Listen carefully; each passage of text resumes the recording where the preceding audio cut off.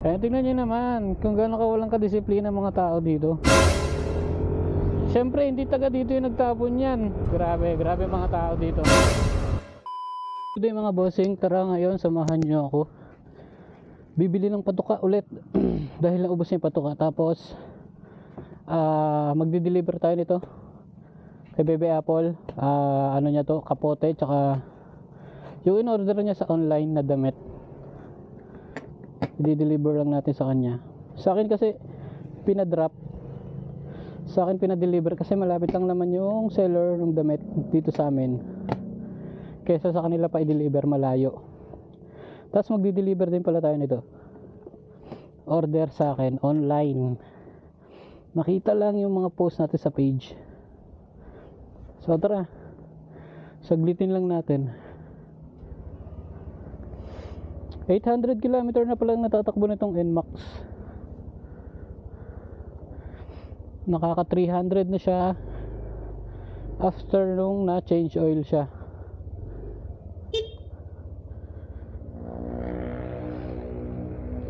So ang next change oil nito mga bossing siguro 1.5.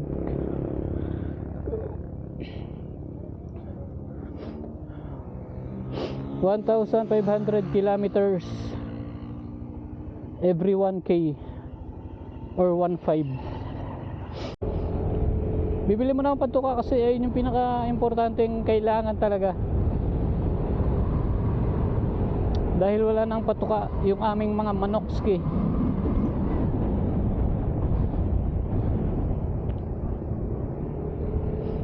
Ayusin ko lang tong bag. Siguradong hindi nakabukas. Baka mamaya lipa rin yung mga gamit.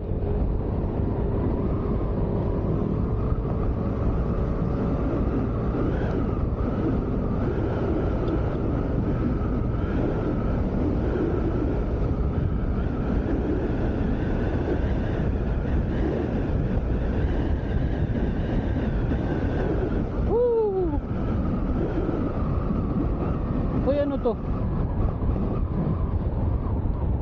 Grabe naman, basura.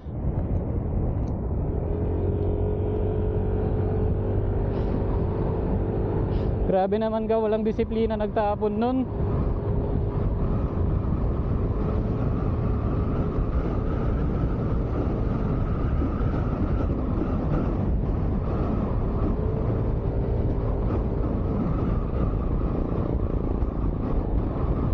Kung saan na lang tinatapon yung mga basura nila eh. May mga ganong tao talaga.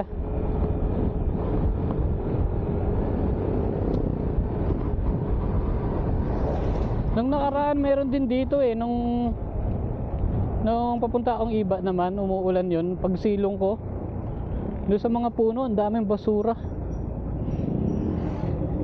Mga nakasako doon nila tinatapon.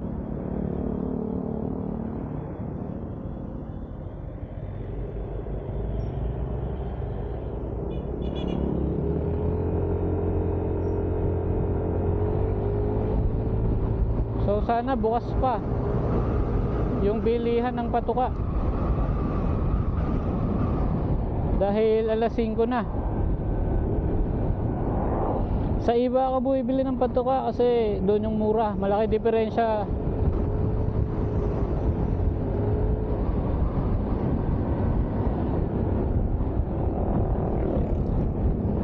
Beep beep beep beep beep beep.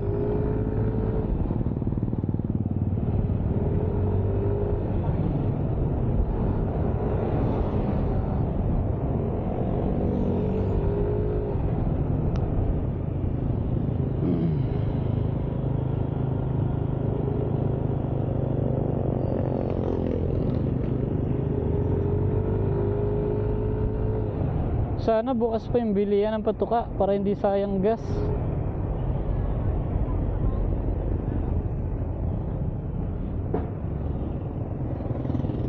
Pero hindi pa naman masyadong madilim eh.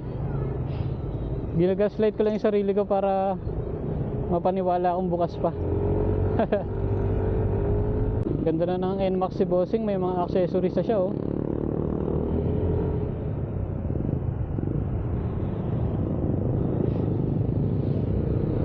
Excuse me po. Parehas kaming bracket, ang ganda. Rock M. Matibay talaga yan. Tsaka maganda ang forma. Yun, bukas. Nice. Bili muna tayong patuka.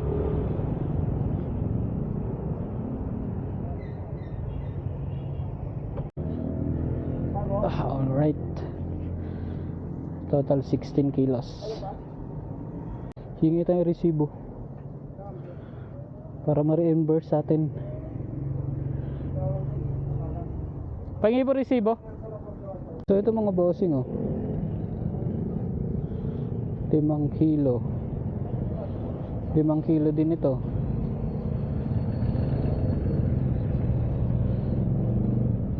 Ba't hindi ito magkasya?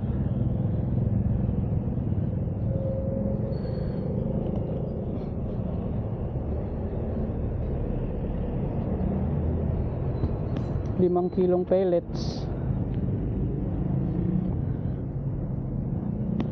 1 kilong starter. Hindi yata masara. Hindi masara. Ihiwalay ko itong isa.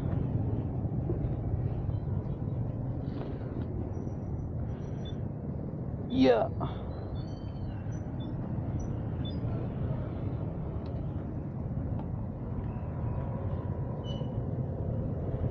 Grabe, naka leather pa ang mga patuka. Naka leather pa sa loob. Na relax dun.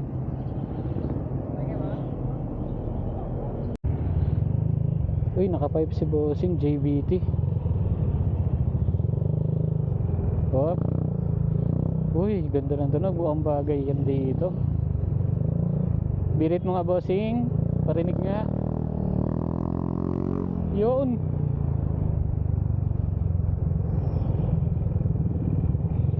So doon pa pinagbibili ako sa GBT 2.1, yung hindi maingay, silent killer lang, tsaka yung JBT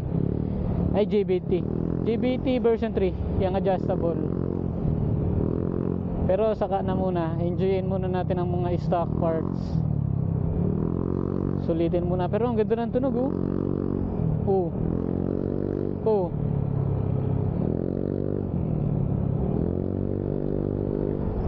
Pero parang mas gusto ko na lang ng 2.1 para iwas huli. Ayun, pag bumirit, malakas din, ayun, Pero yung JBT 2.1 mga bossing, maganda rin tunog nun, pero tahimik lang. Ay, may di-deliver pa pala ako dito.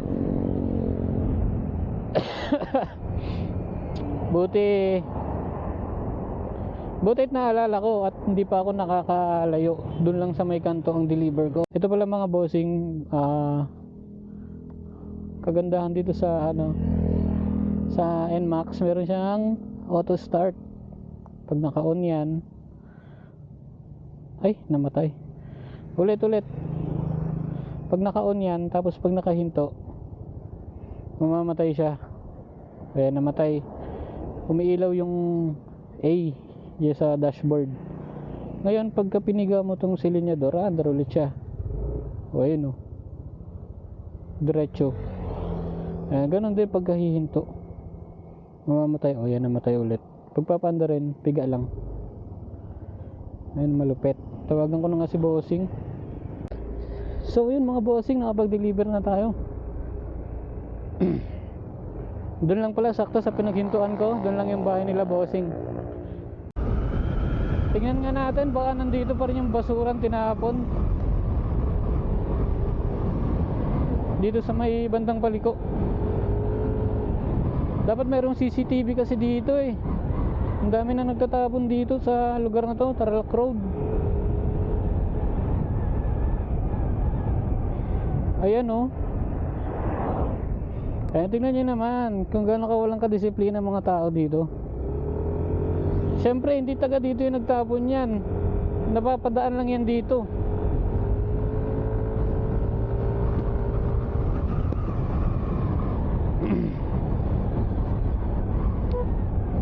Hindi siya magtatapon ng basura sa barangay niya. Maliban na lang kung gano'n siya wala disiplina, no? Grabe mga tao dito.